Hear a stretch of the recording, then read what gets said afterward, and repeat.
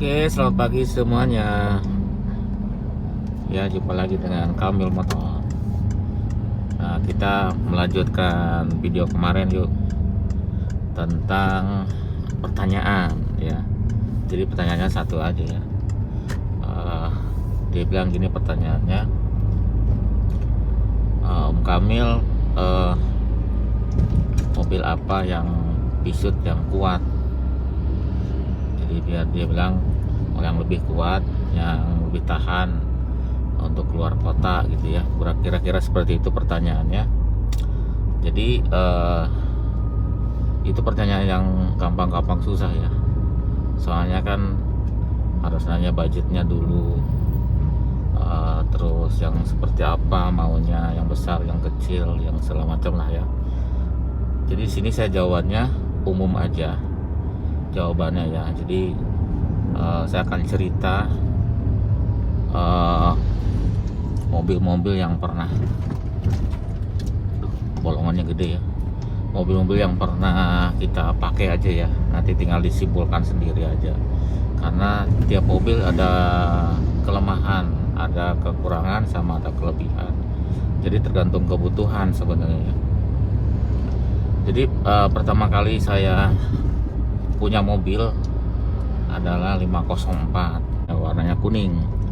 Untuk gambar nanti saya kasih ilustrasi aja dari Google ya, soalnya kalau saya cari gambarnya susah, harus ubek-ubek Facebook dan sebagainya. Saya kasih ilustrasi contoh mobilnya aja dari Google ya.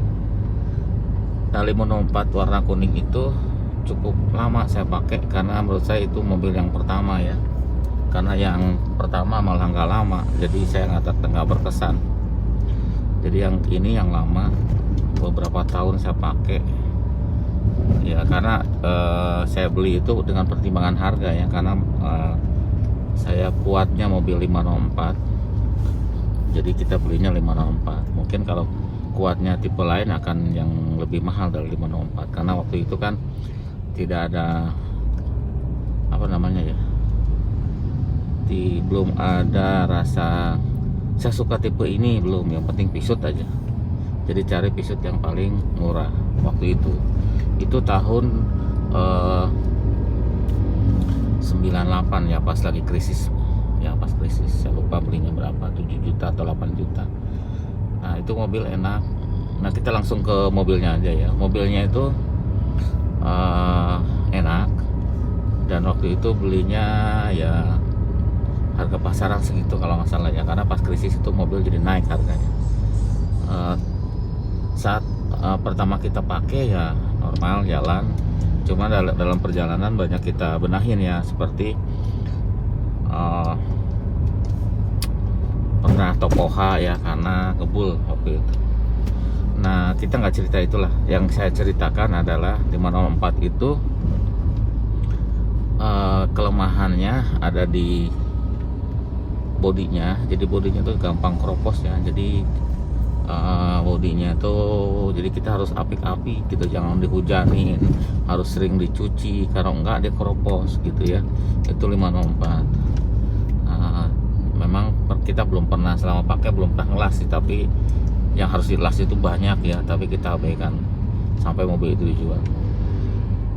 Itu kelemahannya. Terus kita juga, karena itu kan mobil simple ya, jadi sama kayak mobil Kijang, mungkin kalau mobil umum itu Kijang masih pakai platina, terus masih karburator ya kan, makanya mirip-mirip Kijang ya, masih penbelnya penbel biasa kayak gitu.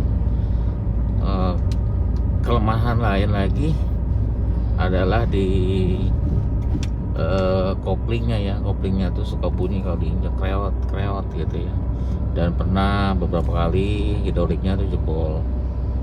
Terus ya itu kelemahannya ya, hidrolik kopling. Terus apalagi yang ini setirnya tuh dia ada kampasnya ya, kampas setir itu juga beberapa kali kita rusak ya. Ya itu aja sih sebenarnya, itu mobilnya tidak terlalu maksudnya bagus aja, kuat ya mobilnya ya, itu normal ya. Temen Topoha juga yang pernah saya cerita tadi.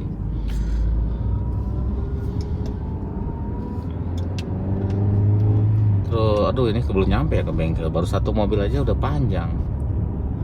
Kita lanjut ya, ini arah pulang, berarti nanti kita bikin per seri aja ya. Jadi kita bahas sekarang tuh 504. Jadi yang tadi sempat kita bahas kelemahannya ada di kopling sama di masternya ya, suka bocor, sama satu lagi di apa tadi ya, yang di kampasnya yang disetir itu sering ya. Maksudnya dalam beberapa kali kita pernah ganti dalam pemakaian berapa tahun ya, karena agak lama sih saya waktu pakai 504. Selebihnya 504 itu enak ya. Oh satu lagi suspensi depan ya, agak ringkih suspensi depan itu. Jadi kalau nanti mau nyari 504 dipastikan sasisnya itu yang bagian depan itu masih utuh ya. Syukur-syukur tidak ada elasan, soalnya kalau udah dilas nanti akan kejadian lagi.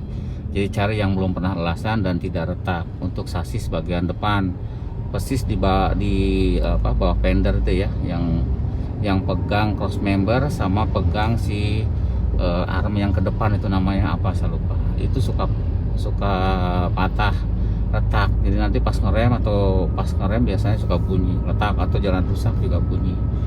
Ya itu 504 yang harus diperhatikan ya. Jadi suspensi belakang depan. Kalau belakang relatif kuat. Saya tidak menemukan kasus yang waktu saya pakai itu dan di bengkel agak jarang ya untuk bagian di belakang. Yang seringnya adalah di depan, suspensi depannya agak lemah ya untuk kaki-kaki arm-armnya itu tuh. Karet-karetnya juga gampang rusak ya. Jadi yang terutama sasis ya, karena sasis tidak bisa diapa-apakan, dilas juga nanti akan retak lagi. Itu untuk yang depan. Belakang ya mungkin ada sebagian mobil yang rusak bootnya aja ya, karet bootnya Asroda, dia kan tarikan belakang, paling itu aja. Dan nggak mahal ya, cuman bukanya aja agak ribet, harus buka Asroda gitu, harus buka disc brake-nya atau tromolnya ya kalau pakai tromol yang belakang. Selebihnya sih yang belakang kuat. Ada karet juga ya, jadi karetnya di belakang cross member kalau dia rusak suka bunyi geruduk karena si si propellernya, housing propellernya tuh mentok ke cross member. Nah jadi kalau udah rusak biasanya mentok, nanti akan kalau mundur bunyi, getar atau bunyi, atau kalau maju diakselerasi juga bunyi ya. Itu yang belakang. Kalau nggak terlalu ini, yang belakang sih kuat, dan dia juga kuat tahan karat ya. Kalau yang belakang ya seringan sih di depan. Sama knalpot ya, knalpot itu sering karena dia knalpotnya modelnya diikat ke ke body, diikat ke propeller ya, ke gardan diikat, jadi itu sering lepas itu. Jadi harus sering dicek ya, karena kalau enggak juga getar dia, karena modelnya kan mesin sama gardannya itu gabung dia, jadi dia kalau dia gardan mesin bergerak, gardan juga bergerak sedikit ya, karena dia mountingnya ada di gardan sama di mesin, seperti itu ya. Jadi apalagi ya 504 untuk pajak tuh murah banget ya, pajak murah pokoknya. Mungkin sekarang nggak nyampe 400.000 ya pajaknya, sama kayak motor. Mungkin kalau motornya fiction lebih mahalan motor pajaknya. Nah kalau sekarang itu adalah menang klasiknya ya, menang klasik gitu. Jadi kalau dinaikinnya sih agak keganggunya di setir, dia setirnya terlalu besar dan joknya terlalu rendah. Jadi setir tuh ngalangin mata ya, makanya itu salah satu kelemahannya ya. Jadi kalau yang badannya kurang tinggi kayak saya, itu setirnya mengganggu banget, kena mata, persis kena mata. Jadi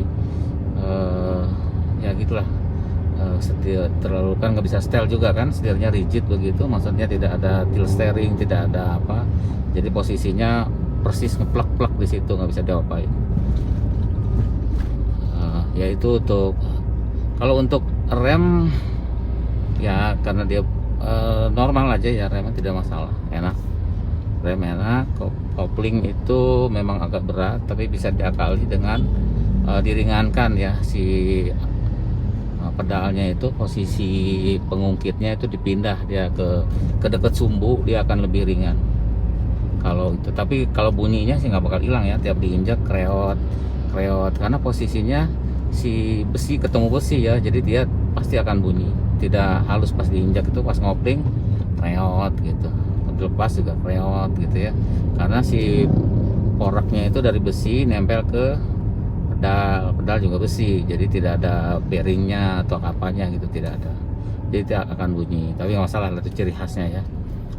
Untuk transmisi tidak ada masalah, transmisi paling suka ada bocor di transmisi, tapi dengan di top up aja nggak ada masalah ya. Nah, untuk apa lagi ya, untuk mesin ya, dia karena tidak power steering jadi berat, jadi mesinnya lebih ringan gitu. Tapi karena tidak pakai power steering, jadi kita muter-muter setirnya berat kalau untuk berhenti. Tapi kalau udah jalan kayak gini dia ringan, tapi kalau berhenti ya dia lebih berat karena tidak ada power steering ya. Tapi seberat-beratnya dia tidak sama kalau dengan beratnya mobil 505 yang power steeringnya rusak ya, beda, karena karakter beda. Inilah masih enak dipakai lah. Yang penting kita tahu triknya, kalau mau jalan kalau mau muterin setir harus jalan dulu sedikit mobilnya baru putar setir. Itu untuk 504. Apalagi ya, nah, sekarang ya yang pasti kalau untuk besar itu ya, apa namanya, daya angkutnya juga besar. Dia kan seri 4 itu ya cukup besar ya. Di depan bisa, dulu saya pakai tuh di depan bisa berempat ya, si anak, maksudnya anak yang satu di pangku masih kecil, yang satu berdiri di dashboard situ ya, jadi bisa berempat. Terus di belakang itu bisa berempat juga, kan dia luas ya si kakinya, legroom apa sebutannya ya, antara kaki dengan jok itu jauh, jadi bisa duduk itu depan belakang ya. Kalau bertiga kan longgar lah, tapi kalau berempat kita bisa masuk juga gitu. Tapi tidak, maksudnya bisa kalau kepaksa itu masih bisa. Karena waktu pernah saya pulang kampung tuh di belakang 5, di depan itu 9 orang ya, karena anak saya masih kecil. Zaman dulu punya tahun, yaitu tahun 88 atau 98 ya, 98 pas krisis moneter ya. Itu untuk pengalaman di 504. Jadi mungkin kalau saya garis bawahi, karena ini udah mau nyampe Pamulang, untuk kelemahannya tadi udah saya sebutkan selama saya pakai. Tapi mungkin tiap mobil beda-beda ya. Yang pernah saya pakai selalu suspensi depan masalah, terus kopling berapa kali bocor, itunya master kopling. Kalau rem sih tidak ada masalah ya, baik-baik aja. Terus pernah top OH ya, wajar lah, top OH perawatan. Terus bocor oli di tutup klep juga itu pernah beberapa kali, tapi bisa diatasi. Kalau platina ya tinggal setel aja ya. Karburator pernah bermasalah tapi cukup dibersihkan, oke lagi, karena ya simpel ya, masih karburator, banyak yang bisa jadi karburator. Terus si konsumsi ya, untuk bensin itu relatif irit lah bensin ya, nggak 2000 cc itu termasuk irit karena tidak pakai power steering. Itu dulu ya, terima kasih, sampai jumpa lagi.